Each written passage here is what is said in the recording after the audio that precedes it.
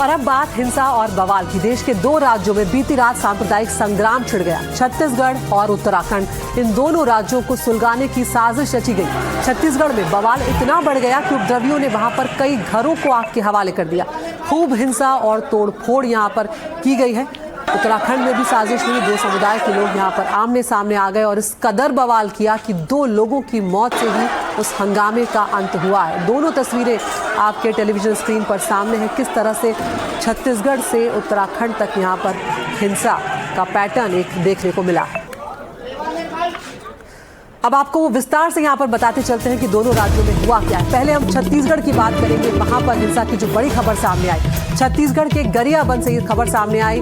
राजिम के दूधकैया गांव में हिंसा हुई। 2 समुदाय के लोग आमने सामने आ गए और जमकर झड़प देखने को मिली। तोड़फोड़ यहाँ पर की गई। उपद्रवियों ने घरों तक को नहीं छोड़ा, गाड़ियों तक को नहीं छोड़ा, सब कुछ आग के हवाले कर दिया।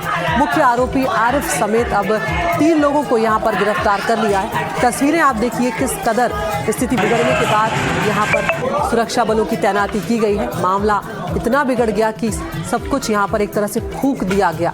तनावपूर्ण हो गया मामला और उसके बाद इलाके को अब छावनी में तब्दील कर दिया गया है। ये पूरी घटना दरअसल एक मंदिर में तोड़फोड़ से जुड़ा हुआ है और ये तस्वीरें आप देखिए आग के बाद की क्या स्थिति है। सब कुछ यहाँ पर राख नजर आ रहा है और ये उस वक्त की तस्वीरें जब घरों और गाड़ियों को फूंक दिया गया था। आप कार की हालत देखिए, पूरी तरह से जलकर राख हो गई है और ऐसी एक नहीं कई गाड़ियां हैं जिन्हें जला दिया गया।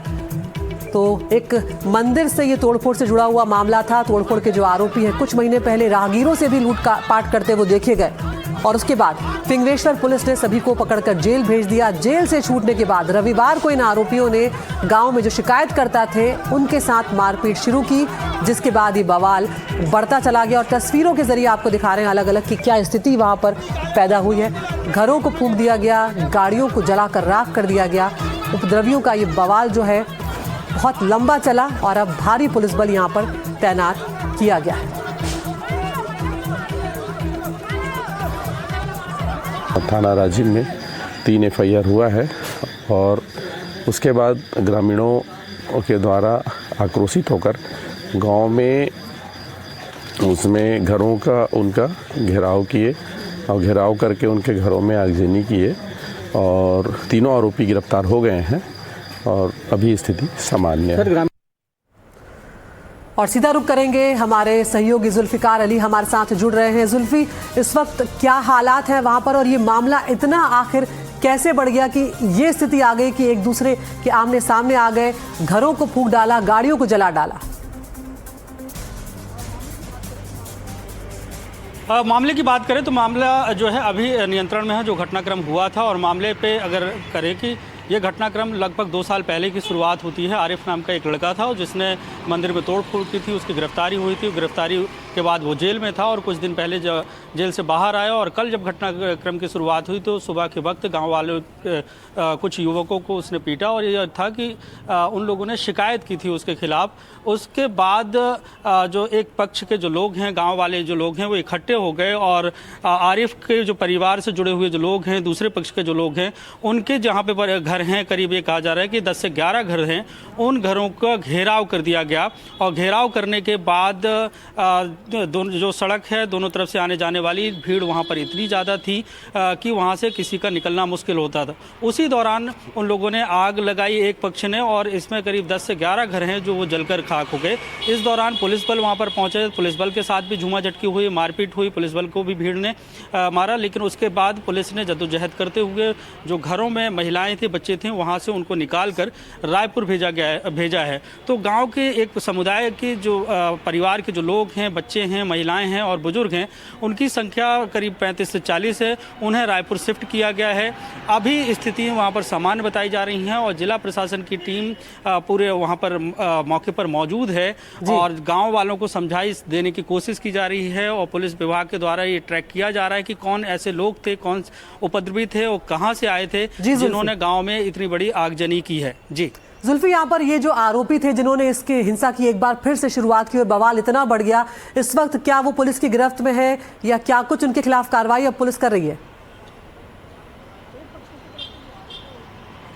एक पक्ष की तरफ से जो आरिफ है और उसके जो साथी हैं उसको पुलिस ने गिरफ्तार कर लिया है, लेकिन अगर देखें जिस तरीके से बलवा हुआ और दंगे जैसे हालात बने तो एक पक्ष की तरफ से जिन्होंने जो भीड़ की शक्ल में थे और घरों में आग लगा दी, उस पक्ष की तरफ से जैसा कि दूसरे पक्ष का आरोप है कि उनकी तरफ से किसी की भी गिरफ्तारी नहीं हुई है। हालांकि जिस जो घटनाक्रम हुआ है, घटनाक्रम की जिस मामले को लेकर शुरुआत हुई थी और जो मुख्य आरोपी उसको पुलिस ने गिरफ्तार कर लिया है, लेकिन जिन्होंने वहाँ पर पहुँचकर मारपीट की, अलग अलग लोगों से, कई सारे लोगों से मारपीट हुई और घरों को आग जला दी गई, उस पक्ष के खिलाफ जो है पुलिस सीसीटीवी फुटेज खंगाल रही है और कौन उसका नेतृत्व कर रहा था भीड़ को, पुलिस उसको जांच में जुटी हुई है। इसके बाद पुलिस जो है कार्रवाई करेगी कि जिन लोगों ने इस पूरे माहौल को ख़राब करने की कोशिश की है और उन तमाम जो लोगों को पुलिस की रडार में है और जांच चल रही है और उम्मीद ये है कि हो सकता है कि उनके खिलाफ भी पुलिस जल्द से जल्द कार्रवाई करेगी। आप नजर बनाए रखिए जुल्फिकार, लौटेंगे आपके पास। बहुत बहुत शुक्रिया फिलहाल इस तमाम जानकारी के लिए। और आगे अब हम बढ़ रहे हैं यहाँ पर, अब हम बात करने जा रहे हैं उत्तराखंड की, किस तरह वहां पर भी पूरा मामला जो है बिगड़ता हुआ नजर आया। उत्तराखंड के रुड़की में झड़प की खबरें सामने आई। भगवानपुर इलाके में जमकर यहाँ पर बवाल देखने को मिला। शोभा यात्रा ये निकाली जा रही थी, उसके दौरान दो पक्ष जो हैं वो आपस में भिड़ जाते हैं और विवाद के बाद पथराव होता है, जमकर फायरिंग होती है। तस्वीरें आप देखिए कि किस तरह आमने सामने आ गए यहाँ पर दो समुदाय के लोग, जमकर पत्थरबाजी यहाँ पर हुई है, फायरिंग तक हुई है। और इस फायरिंग में सबसे दुखद बात यह है कि 2 लोगों की जान चली गई है, 2 लोग गंभीर रूप से घायल हुए हैं और यहाँ पर भी अब भारी पुलिस बल जो है वो तैनात किया गया है। एसएसपी का क्या कुछ कहना है इलाके के, वो भी आपको सुनवाते हैं। द्वारा जब मौके पर पहुंच के देखा गया एक व्यक्ति जिसकी मृत्यु हो चुकी थी, तो अन्य घायल व्यक्तियों को पुलिस ने प्राथमिक उपचार के लिए निकटवर्ती हॉस्पिटल में भेजा था। दोनों ही पक्षों से तहरीर लेकर पुलिस आवश्यक वैधानिक कार्रवाई कर रही है। इसमें जो भी सख्त से सख्त कार्रवाई होगी वो की जाएगी। इसमें जो भी लोग इस पूरे प्रकरण में सम्मिलित हैं उनको पुलिस के द्वारा जल्दी ही कॉन्फ्रेंस किया जाएगा। हमारे सहयोगी किशोर रावत हमारे साथ जुड़ गए हैं। किशोर, आखिर कैसे ये बवाल इतना आगे तक पहुंच गया और इस वक्त वहां पर क्या स्थिति है? देखिए, इस वक्त अगर स्थिति की बात करें तो वहां पर तनावपूर्ण जरूर है, लेकिन नियंत्रण में है। भारी पुलिस बल तैनात किया गया, करीबन आधा दर्जन से ज़्यादा थानों की पुलिस लगाई है। मामला ये एक शोभा यात्रा का है और शोभा यात्रा जैसे ही जा रही थी तो ये भी एक जानकारी मिल रही है कि ये जो 2 गुट लड़े हैं इनकी पुरानी रंजिश थी और उसी को चलकर इनकी कुछ कहासुनी हो गई, जिसके बाद पहले मारपीट में आई, फिर लाठीचार्ज या फिर पत्थरबाजी हुई, यहाँ तक कि गोलीबारी हुई, जिसमें एक व्यक्ति की तुरंत मौके पे मौत हो गई और एक व्यक्ति की बाद में जब पुलिस ने वहाँ पर तलाशी ली तो वहाँ पर एक व्यक्ति की और रात को बॉडी मिली, तो यानी 2 लोगों की इसमें मौत हुई है। इसके अलावा दर्जन लोग घायल है। पुलिस ने दोनों पक्ष से तहरीर ले ली है और उस पर मुकदमा दर्ज किया है, लेकिन जिस तरीके से वहाँ पर घटना हुई उस पूरे क्षेत्र में मामला तनावपूर्ण जरूर हो गया। जी बिल्कुल, तो क्या कुछ कार्रवाई यहाँ पर की जा रही है किशोर, क्योंकि यहाँ पर अब इस तरह का के मामले दोबारा ना हो इसके लिए भी प्रिकॉशनरी कदम उठाने जरूरी हो गए? पुलिस वालों बिल्कुल, जिस तरीके का मामला हुआ वहाँ पे मारपीट हुई और गोलीबारी हुई, तो उससे अब पुलिस वहाँ पर तमाम अभियुक्तों की तलाशी ली जा रही है कि किसने गोली चलाई।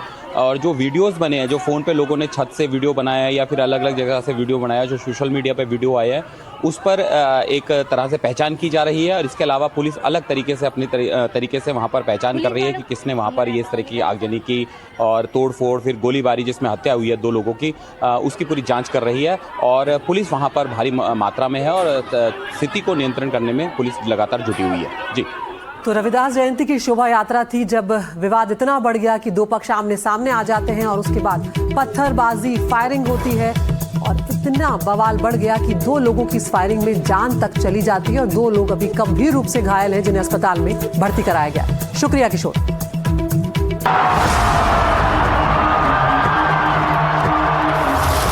ICC will have to kick them out because ये तो ब्लैकमेलिंग होगी ना, ये तो कॉर्नर कर दिया।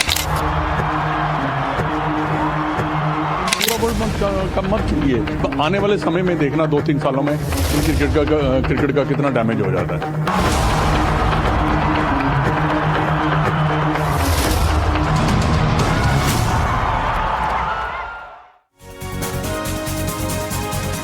और अब बात करते हैं पाकिस्तान की, जिसकी किरकिरी होना शुरू हो चुकी है। भारत से मैच नहीं खेलेगा पाकिस्तान। आईसीसी T20 विश्व कप को लेकर पाकिस्तान का ये फैसला जो है पाकिस्तान पे भारी पड़ता हुआ नजर आ रहा है। तो ये बड़ी खबर आईसीसी T20 विश्व कप से जुड़ी हुई सामने आ रही है। 7 फरवरी से विश्व कप शुरू होने जा रहा है। 8 मार्च को फाइनल मुकाबला इसका खेला जाएगा और 15 फरवरी को श्रीलंका में जो मैच होने जा रहा था भारत और पाकिस्तान के बीच, उसको लेकर पाकिस्तान ने ये फैसला किया है कि अब पाकिस्तान की टीम जो है वो भारत से नहीं खेलेगी। आईसीसी ने पाकिस्तान की टीम के फैसले को खेल भावना के विरुद्ध बताया है। आज आईसीसी इसे लेकर अहम बैठक भी करने जा रही है और आईसीसी ने यहां पर साफ तौर पर कहा है कि पाकिस्तान क्रिकेट बोर्ड की जो प्रतिक्रिया है उसका इंतजार यहां पर हम करेंगे, लेकिन 15 फरवरी को जो होने वाला मैच है उसमें पाकिस्तानी टीम ने भारत के साथ खेलने से इनकार कर दिया है।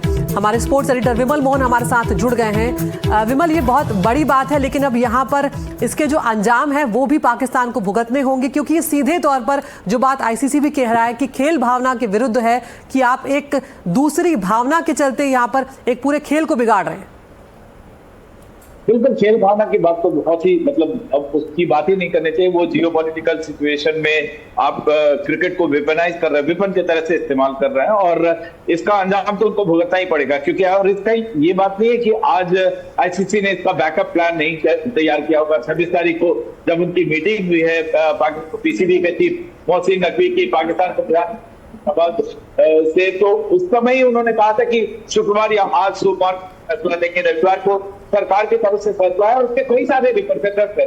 एक खबर ये भी है कि बोर्ड की जो मीटिंग होगी उसमें भी ये फैसला लिया जाएगा और पाकिस्तान का क्रिकेट अगर वाकई वो ये जो कह रहा है वो करने में कामयाब हो जाता है, क्योंकि वो आज उसको श्रीलंका जाना है दोपहर में, आज आफ्टरनून में आज उनको जाना है श्रीलंका, और वहां पहुंच के भी अगर भारत से वो मैच नहीं खेलता है तो आने वाले 10-15 साल में आप तो क्रिकेट वहां का खत्म ही समझिए। वहां के किसी भी खिलाड़ी को एनओसी नहीं मिलेगा। वहां जो पीएसएल है वैसे तो बहुत ही छोटा है अगर आईपीएल की तुलना में देखें, और बांग्लादेश के साथ जो उकसाने की कोशिश की है, ऐसी सब कुछ नोटिस कर रहा है। और सिर्फ यही बात नहीं है, आने वाले टाइम में अब क्रिकेट जो है आईओसी का भी हिस्सा है, ओलंपिक्स का हिस्सा है, तो ओलंपिक्स में भी आपकी भागीदारी जो है आपको न सिर्फ क्रिकेट में बाकी गेम्स में आपके लिए बैन हो सकता है। बहुत सारे रिपरकशंस हैं। पाकिस्तान ने ऐसा क्यों किया है ये तो सबको पता है, क्योंकि वो पैतरेबाजी जो है मसल फ्लेक्स करना, और उनके यहाँ एक अजीब सी फिलॉसफी है कि हमारा नुकसान हो, सामने वाले का नुकसान हो, चाहे जितना भी हो, हमारे नुकसान से हमको फर्क नहीं पड़ता, सामने वाले का नुकसान होना चाहिए। तो ये वो आईसीसी या बीसीसीआई को नुकसान पहुंचाने की जो कोशिश कर रहा है इसके परे है और इन सबका रिपरकशंस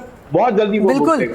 और अभी शायद पाकिस्तान इस बात का अंदाजा पाकिस्तान को लगने भी लगा होगा कि जिस तरह का फैसला वो ले रहा है यहाँ पर वो भारी मुसीबत में फंस सकता है और पाकिस्तान का जो पूरा क्रिकेट बोर्ड है वो भारी आर्थिक संकट में यहाँ पर आ सकता है। और इसीलिए अब पूरी नज़र जो है आईसीसी की उस अहम बैठक पर है जो आज होने जा रही है, क्योंकि आईसीसी यहाँ पर पाकिस्तान क्रिकेट बोर्ड पर कड़े प्रतिबंध जो है वो भी लगा सकता है। किस तरह से पाकिस्तान के भारत के साथ मैच ना खेलने पर कई एक्सपर्ट जो है बहुत कुछ कह रहे हैं, राजनीतिक प्रतिक्रियाएं जो है वो भी सामने आ रही है, वो भी आपको सुनवाते हैं। थोड़ा तरस भी आता, थोड़ी हैरानी होती है कि चाहते क्या है, कि कहते हैं ना हमारे विनाश काल है विपरीत बुद्धि। क्योंकि अगर आपने नहीं खेलना है तो अगर आप ये मैच ना खेल के आपने पॉइंट्स कंसीड कर दिए और आप आगे अगर इंडिया से मिलते हैं तो तब भी नहीं खेलेंगे क्या? तो अगर ये बात आपने तय कर ली है तो आईसीसी के पास कोई आपने रास्ता छोड़ा नहीं है। ICC will have to kick them out because ये तो ब्लैकमेलिंग होगी ना, ये तो कॉर्नर कर दिया। और किसके लिए? क्योंकि अब मुद्दा क्या है, देखिए रीजन ये क्या है कि बांग्लादेश को सपोर्ट कर रहे हैं। अगर आपको किक आउट करके बांग्लादेश को आप बुला लेते हैं तो फिर आपके पास क्या लोकल स्टैंडर्ड रह जाएगा? हिंदुस्तान को ही खेलने की उनके साथ जरूरत आ रही है भाई। अब ये तो बीसीसीआई को इनको सोचना चाहिए ना कि देश के सम्मान के साथ समझौता ना करें। बांग्लादेश का खिलाड़ी ले लिया तो हंगामा था वो, और ये पाकिस्तान के साथ क्या है? पाकिस्तानियों के साथ क्यों मैच खेलना चाहते हो भाई? हमें तो नहीं खेलना चाहिए। हम तो पहले दिन मना करा था, तब भी कहा था, अब भी कह रहे हैं। पाकिस्तानी धूर्त लोग हैं, इनके साथ कोई रिश्ता नहीं रखना चाहिए। अगर आपने 26 का वर्ल्ड कप खेलना है और आप इंडिया के साथ फाइनल मैच नहीं खेलना तो आप पूरा वर्ल्ड कप मत खेलिए। आप क्यों किसी का वर्ल्ड कप स्पॉइल कर रहे हैं? आपने अगर बांग्लादेश के साथ खड़े रहना जरूर खड़े रहिए, इसमें हमें कोई दुख की बात नहीं है कि हमें कोई ऐसा बात नहीं है हमारे लिए। बट ये जो भी कर रहा पाकिस्तान और बांग्लादेश, आप आने वाले समय में देखना 2-3 सालों में इन क्रिकेट का कितना डैमेज हो जाता है।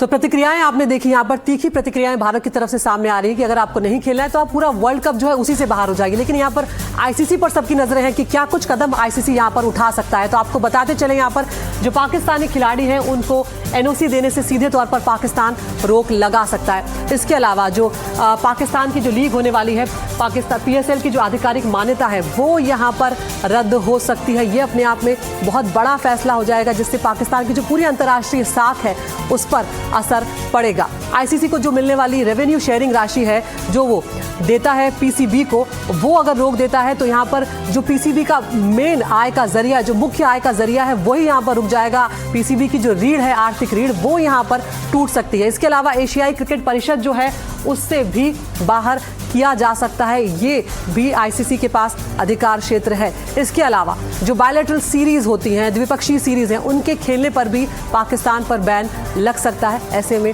अच्छी खासी मुश्किलें यहाँ पर पाकिस्तान क्रिकेट के लिए पैदा हो सकती है। क्या कुछ एक्शन ले सकता है आईसीसी, वो हम यहाँ पर आपको दिखा रहे हैं। तो आईसीसी सीधे तौर पर किसी खिलाड़ी का एनओसी जो है वो यहाँ पर रोक सकता है। जैसे कि जो अलग क्रिकेट बोर्ड्स हैं उन्हें आईसीसी ये कह सकता है कि ऑस्ट्रेलिया, इंग्लैंड है कि ये अपने खिलाड़ियों को सुपर लीग में खेलने के लिए एनओसी ना दें।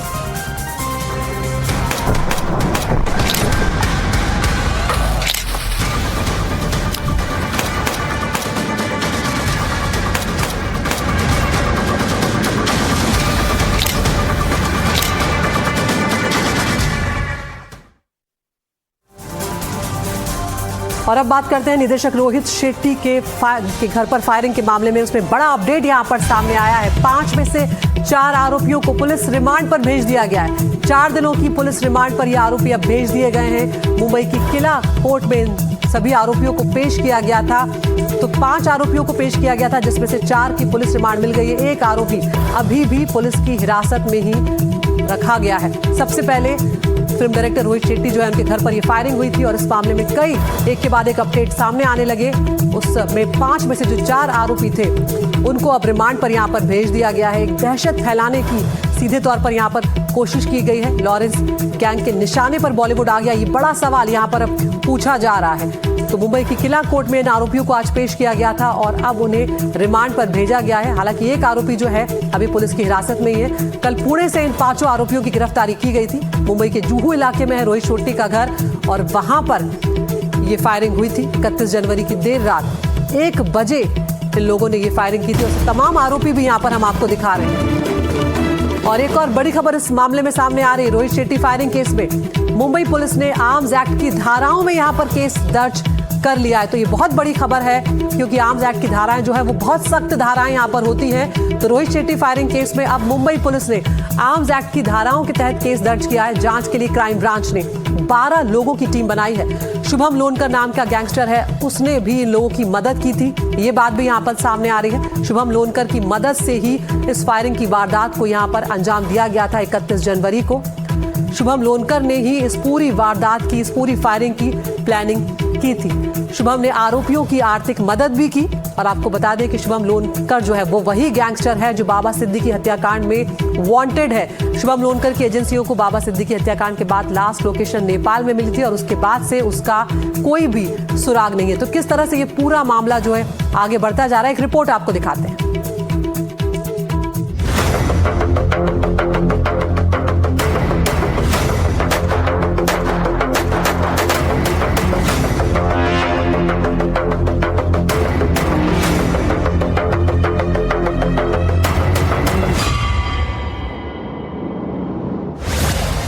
क्या रोहित शेट्टी के घर चली गोलियों के पीछे लॉरेंस गैंग का हाथ है?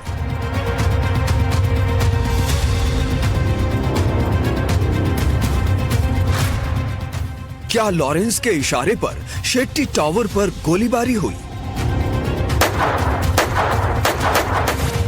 क्या जेल से लॉरेंस ने ऑर्डर दिया और कुर्गा अपना काम कर गया?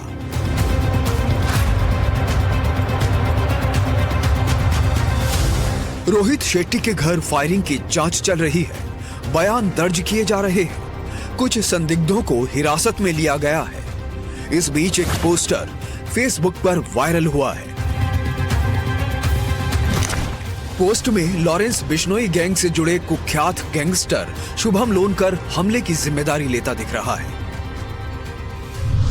पोस्ट में लिखा गया है, आज जो रोहित शेट्टी के घर पर फायरिंग हुई है उसकी जिम्मेदारी हम लेते हैं। हमने इसे बहुत बार मैसेज दिया कि हमारे काम में दखल ना दे, लेकिन इसे समझ नहीं आया। ये तो सिर्फ छोटा सा ट्रेलर है, अगर अब भी नहीं सुधरे तो गोली बेडरूम के अंदर छाती पर चलेगी। इस पोस्ट में न केवल रोहित शेट्टी को चेतावनी दी गई है, बल्कि पूरे बॉलीवुड को सीधे तौर पर धमकी दी गई है। इस पोस्ट में शुभम लोनकर के साथ आरजू बिश्नोई, हरी बॉक्सर और हरमन संधू जैसे नामों का भी जिक्र है। सबसे चौंकाने वाली बात यह है कि इसमें बाबा सिद्दीकी का नाम लेकर डराया गया है। लिखा है कि बॉलीवुड वालों, समय रहते सुधर जाओ, वरना तुम्हारा हाल बाबा सिद्दीकी से भी बुरा करेंगे। ये भी लिखा है कि हमने जिन जिन लोगों को फोन कर रखा है, या तो टाइम रहते लाइन पे आ जाओ, वरना छिपने के लिए जगह कम पड़ जाएगी। तुम्हें और जितने भी हमारे दुश्मन हैं, तैयार रहो, जल्दी ही मुलाकात होगी तुमसे, वेट एंड वॉच। आपको बता दें कि 12 अक्टूबर 2024 की रात को महाराष्ट्र के पूर्व मंत्री बाबा सिद्दीकी की उनके बेटे जिशान के ऑफिस के बाहर गोली मारकर हत्या कर दी गई थी। हत्या की जिम्मेदारी गैंगस्टर लॉरेंस गैंग ने ली थी। ये वही गैंग है जो सलमान को भी मारने की धमकी देता रहा है। अब रोहित शेट्टी के घर पर हुई फायरिंग की जिम्मेदारी लेता दिख रहा है। लॉरेंस बिश्नोई गैंग ने बॉलीवुड को पहली बार टारगेट नहीं किया है। इसके पहले सलमान खान के घर के बाहर फायरिंग और बाबा सिद्दीकी हत्याकांड में भी लॉरेंस बिश्नोई गैंग शामिल था। अब इस मामले में लॉरेंस बिश्नोई गैंग ने फायरिंग की जिम्मेदारी ली है और फिलहाल पुलिस जांच को आगे बढ़ा रही है। जांच में आगे क्या कुछ निकलता है, ये देखना होगा। आपको बता दें कि शुभम लोनकर वही गैंगस्टर है जो बाबा सिद्दीकी की हत्याकांड में वांटेड है। बाबा सिद्दीकी हत्याकांड के बाद शुभम की लास्ट लोकेशन नेपाल में मिली थी। उसके बाद से उसका कोई सुराग नहीं है। मशहूर सिंगर बी प्राक को आरजू बिश्नोई ने हाल ही में धमकी दी थी, 10 करोड़ रुपए मांगे थे। अब लॉरेंस गैंग के लोग रोहित शेट्टी के घर गोलीबारी करके जिम्मेदारी भी लेते दिख रहे हैं। मुंबई में पारस दामा के साथ मुकेश सिंह सेंगर, एनडीटीवी इंडिया। और अब बात अमेरिका और ईरान की करते हैं। अमेरिका के साथ बढ़ते सैन्य तनाव और युद्ध के अंदेशे के बीच ईरान के सुप्रीम लीडर अयतुल्लाह खामेनेई ने अमेरिका को खुली चेतावनी दे डाली है। उन्होंने कहा है कि अमेरिकियों को पता होना चाहिए कि अगर वो युद्ध शुरू करते हैं तो इस बार वो एक रीजनल वॉर होगा। आपको बता दें कि अमेरिका के बेड़े ईरान के पास अब तैनात होने लगे हैं। ईरान ने भी ये साफ कर दिया है कि उसकी नजरें हैं अमेरिकी बेड़ों पर। ईरान ने कहा है कि उसकी सेना हर हमले और पलटवार के लिए पूरी तरह से तैयार है। वहीं ईरानी सेना के जवान आज तेहरान में इमाम खुमैनी के मकबरे पर भी जमा हुए। ईरानी सेना के जवानों ने इमाम खुमैनी के आदर्शों के प्रति अपनी निष्ठा को दोहराया।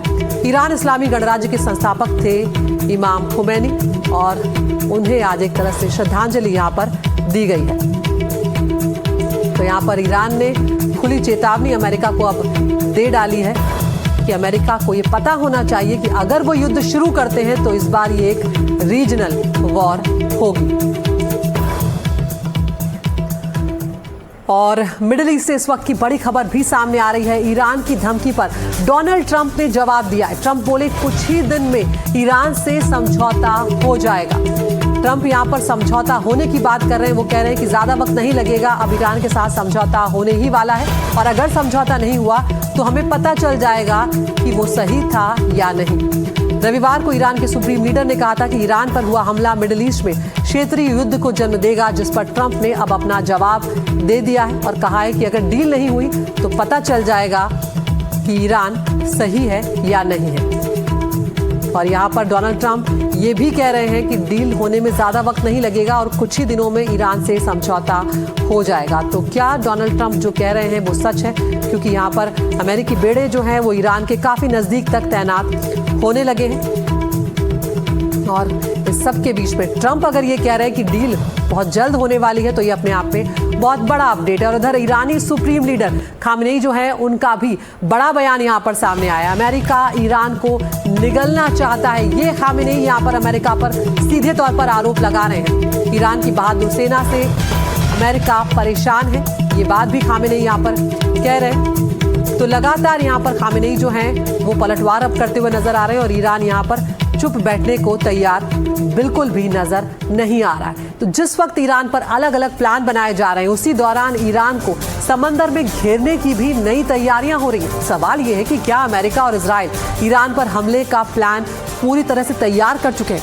इस बीच में एक और खबर आई जिसके मुताबिक अमेरिका ने एक और वारशिप जो है अपना वो लाल सागर में उतार दिया और वहीं ईरान ने रिवॉल्यूशनरी गार्ड्स ने भी स्ट्रेल ऑफ हार्म्यूज जो है वहां पर सैकड़ों मिसाइल बोट्स तैनात कर दी है। ये सवाल भी उठ रहा है कि ईरान को आखिर किसका समर्थन हासिल है। क्या खामने की कोई सीक्रेट आर्मी भी जंग लड़ सकती है? We need it for strategic national security and international security.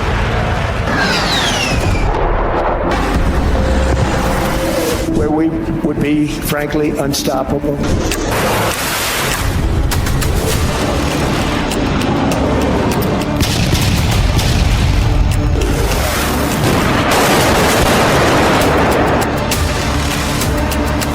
एक बारूदी बेड़ा पहले ही ईरान के खिलाफ मैदान जंग में है, अब दूसरा भी उसे घेरने के लिए पहुंच चुका है। लेकिन इस बार समंदर बदल गया।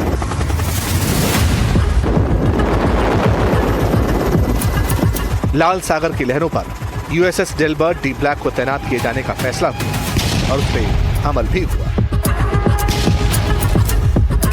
कहा जा रहा है कि ये मिडिल ईस्ट में एंटर कर चुका है। नोट करने वाली बात यह है कि अब इस पूरे इलाके में एक दो न कम से कम 6 विध्वंसक वॉरशिप्स पहुंच चुके हैं। इसके अलावा एक एयरक्राफ्ट कैरियर, इसके आगे चलने वाली सबमरीन मौजूद। यही नहीं, 3 और लड़ाकू जहाज, यानी कुल मिलाकर 10 वॉरशिप्स ईरान की घेराबंदी कर चुके हैं। ये अमेरिका का हाल के दिनों में अब तक का सबसे बड़ा और भीषण सैन्य जमावड़ा है। In June, we obliterated Iran's nuclear capacity in Operation Midnight Hammer. You saw that. People have been waiting for 22 years to do that, and we were right at the end. They were about a month away from having a nuclear weapon. We had to do it. And by the way, there's another beautiful armada floating beautifully toward Iran right now. So we'll see. I hope they make a deal. I hope they make a deal.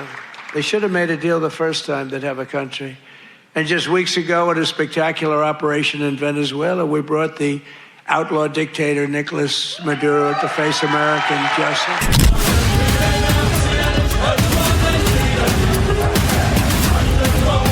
तैयारी तो Iran ने भी कर ली। उसने ऐलान किया है कि युद्ध की रिहर्सल करेगा, उस जगह करेगा जहां से दुनिया को तेल की सप्लाई होती है, यानी स्ट्रेट ऑफ हॉर्मुज में बारूद बरसेगा। लेकिन सवाल है, क्या ईरान इस लड़ाई में अकेला है या फिर उसके साथ कोई और है?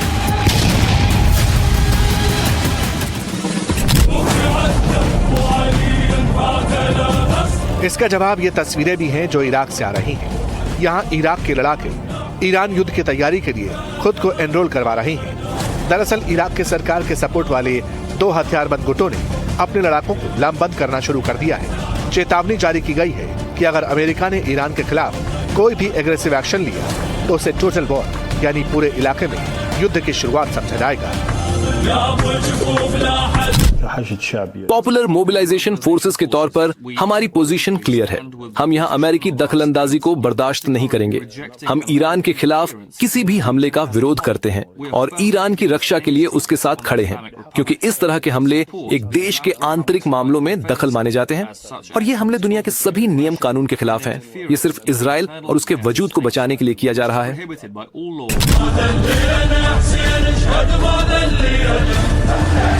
दरअसल इराक में नुजाबा ग्रुप और कताइब हिजबुल्लाह एक्टिव है। ये दोनों ही इराक की पॉपुलर मोबिलाइजेशन फोर्सेस के मेंबर हैं।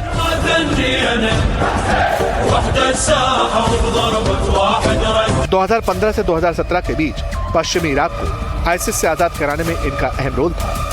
लेकिन सवाल ये है कि ये ईरान की मदद क्यों करना चाहते हैं? तो इसका जवाब है सुप्रीम लीडर्स की सिक्योरिटी करने वाले ईरान के रेवोल्यूशनरी गार्ड्स।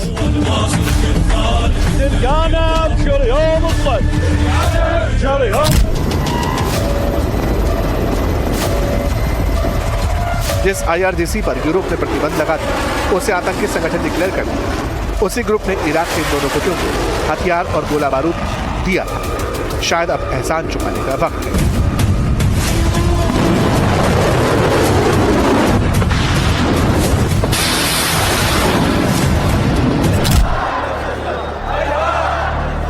लेकिन बात तो लाल सागर की लड़ाई और लेबनान से ऑपरेट होने वाले हिजबुल्लाह की भी हो रही है। यमन के अंसार अल्लाह हुती विद्रोहियों ने अमेरिका और इजराइल को चेतावनी जारी की है। अगर ईरान को निशाना बनाएंगे तो वो लाल सागर में अमेरिकी और इजरायली चाहतों और संपत्तियों पर फिर से हमले शुरू कर देंगे।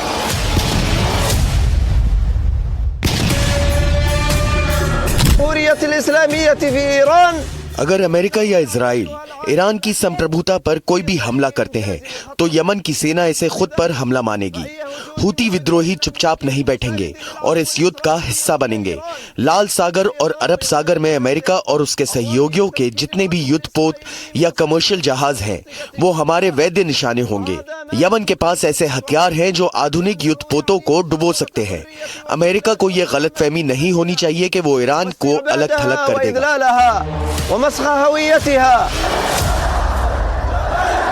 लेबनान से आई ये तस्वीरें इजराइल और अमेरिका को ड्राइंग बोर्ड की तरफ दोबारा खींच ले गई है, क्योंकि लेबनान से ऑपरेट होने वाला हिजबुल्लाह ग्रुप चट्टान की तरह ईरान के साथ खड़ा है। अब चेतावनी जारी की गई कि अगर अमेरिकी हमला होता, ईरान पर बारूद बरसता, तो फिर इस इलाके में ज्वालामुखी भड़क सकता है और फिर इसके बाद जो होगा उसे कंट्रोल करना किसी के बस की बात नहीं रह जाएगी।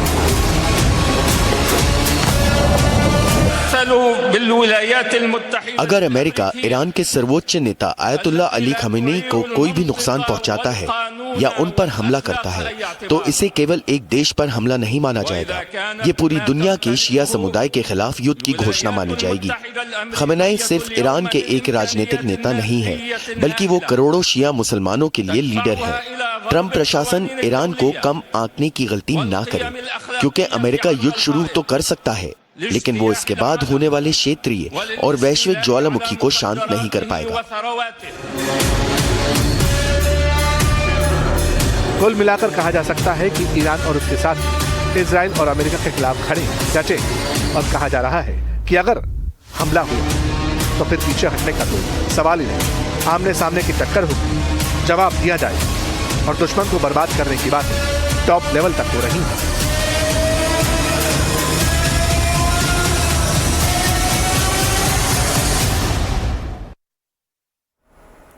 सवाल यही है कि अमेरिका और ईरान के बीच क्या युद्ध तय हो चुका है और क्या ये बस अब समय की बात है कि कब और कौन ट्रिगर दबाता है। दोनों देशों में तनातनी कम करने की कोशिशें भी चल रही हैं, लेकिन अमेरिका लगातार धमकी भी दे रहा है और जिस तरह से अमेरिका के राष्ट्रपति डोनाल्ड ट्रंप के तेवर हैं, उससे कहीं ना कहीं दूसरे देशों में ये डर बढ़ता जा रहा है कि कहीं जंग न छिड़ जाए।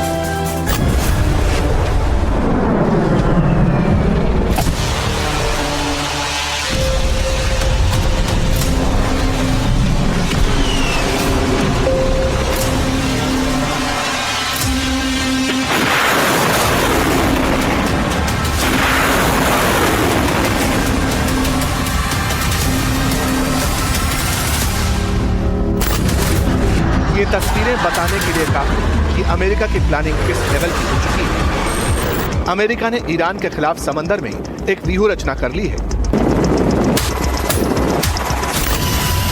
इसमें वॉरशिप्स हैं, प्लेन्स, मिसाइलें, एयर डिफेंस सिस्टम, सब कुछ तो है। यानी एक तरह से कहा जाए तो जिस सिचुएशन रूम में बैठकर ट्रंप लगातार आर्मी वाले स्पेशल टीम वाले ऑपरेशंस को देखते रहे, अब वहां उनकी टेबल पर फाइलों के साथ साथ वो लाल निशान भी जहां अमेरिका की मिसाइलें गिर सकती हैं।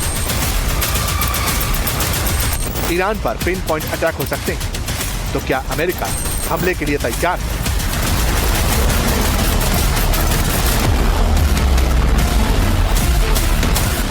President Trump said, we're not getting a nuclear Iran, you won't have a nuclear bomb. He meant it. And we sent those B-2s halfway around the world, and they never noticed. When he said, we're not going to tolerate trafficking drugs anymore in our hemisphere, we treat them like the Al-Qaeda of the Western Hemisphere, he meant it, and we're executing that. When you said, Mr. President, we're securing the border, the military was proud to do their part alongside Homeland Security to do that. Same thing with Iran right now. ensuring that they have all the options to make a deal. They should not pursue nuclear capabilities. We will be prepared to deliver whatever this president expects of the War Department, just like we did this month over to the Middle East. इसका मतलब तो यही है कि Trump को खुश करने के लिए एक और देश पर हमला किया जा सकता है। कम से कम डिफेंस मिनिस्टर के बयान से तो यही लगता है। लेकिन क्या वाकई ऐसा है? क्या ईरान पर हमला अटल है? अमेरिकी मीडिया में क्या कुछ कहा जा रहा है? न्यूयॉर्क टाइम्स की रिपोर्ट कहती है पेंटागन ने राष्ट्रपति डोनाल्ड ट्रंप के सामने सैन्य हमलों की एक लिस्ट सौंपी है। इसमें ईरान के परमाणु केंद्र, बैलिस्टिक मिसाइल साइट्स और यहां तक कि तेहरान में नॉन मिलिट्री टारगेट्स पर हमले की भी प्लानिंग। अब तक बूट्स ऑन ग्राउंड की बात सामने नहीं आई थी, लेकिन यह रिपोर्ट कहती है कि हवाई हमले के अलावा अमेरिकी सैनिक ईरान में वेनेजुएला जैसा ऑपरेशन भी अंजाम दे सकते हैं और इसका मकसद होगा ईरान के मिसाइल प्रोग्राम को सामने से नष्ट करना। ऑपरेशन मिडनाइट हैमर में जो टारगेट्स बच गए इस बार वो तबाह किए जाएंगे और खामनेई की पकड़ को कमजोर करने की भी तैयारी। रिपोर्ट में आगे कहा गया कि अमेरिकी और इजरायली खुफिया एजेंसियां ये मानती हैं कि ईरान का परमाणु कार्यक्रम फिलहाल खतरा नहीं है। इसके बावजूद मिलिट्री ऑप्शंस एक्सप्लोर किए जा रहे हैं। The military in the world could have executed the most sophisticated, powerful raid, not just in American history, I would say in world history. What those men did going downtown, another country, their most secure place, in the most secure base in the middle of the night, without anybody knowing until those simultaneous bombs dropped 3 minutes before the helicopters dropped. No other country could coordinate that. No other president would have been willing to empower those warriors that way to be that effective. And that sends a message to every capital around the world that when President Trump speaks, he means business, and we are